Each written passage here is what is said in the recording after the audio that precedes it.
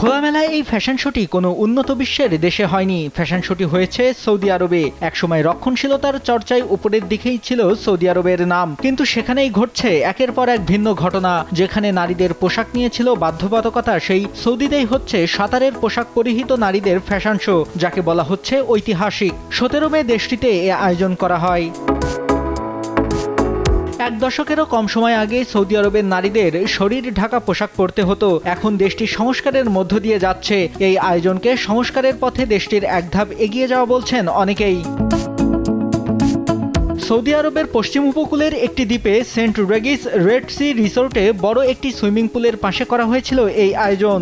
সেখানে Red Sea fashion week চলছে। এই আয়োজনের দ্বিতীয় দিনে নারীদের সাঁতারের পোশাক পরে ফ্যাশন শোর আয়োজন করা হয়। মরক্কোর পোশাক ডিজাইনার ইয়াসমিনা কাঞ্জালের নকশা করা লাল, গোলাপি, সবুজ, কমলা, নীল, ধূসর সহ নানা রঙের সাঁতারের পোশাকে একে একে হাজির হন নারী মডেলরা। এই আয়োজনে যুক্ত থাকতে পেরে নিজেকে বেশ গর্বিত মনে করছেন কাঞ্জাল। তিনি গণমাধ্যমকে জানান, সাঁতারের পোশাক পরে নারীদের ফ্যাশন শোতে অংশ নেওয়া সৌদি আরবে একটি ঐতিহাসিক ঘটনা, কেননা দেশটিতে এবারই প্রথম এমন কোনো আয়োজন করা হয়েছে। রক্ষণশীল হিসেবে পরিচিত সৌদি সমাজের খোলনচলে পাল্টে ফেলতে চান দেশটির যুবরাজ মোহাম্মদ বিন সালমান। এজন্য সৌদি আরবে ব্যাপক সামাজিক অর্থনৈতিক সংস্কার এগিয়ে নিচ্ছেন তিনি। এর অংশ হিসেবে নারীদের গাড়ি চালানো, পুরুষ অভিভাবক ছাড়া বাইরে যাওয়া সহ নানা অধিকার দেওয়া হয়েছে।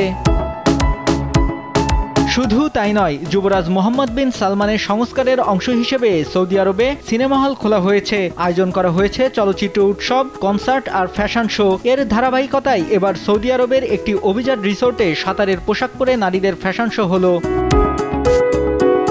রেড সি রিসোর্টটি রেড সি গ্লোবালের অংশ, যা সৌদি আরবের ভিশন 2030 সামাজিক ও অর্থনৈতিক সংস্কার কর্মসূচির গিগা প্রকল্পগুলোর মধ্যে একটি। ক্রাউন প্রিন্স মোহাম্মদ বিন সালমানের তত্ত্বাবধানে প্রকল্পগুলো বাস্তবায়িত হচ্ছে।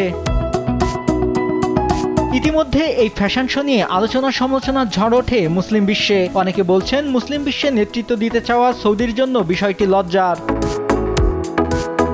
নিউজ ডেস্ক, দেশ টিভি।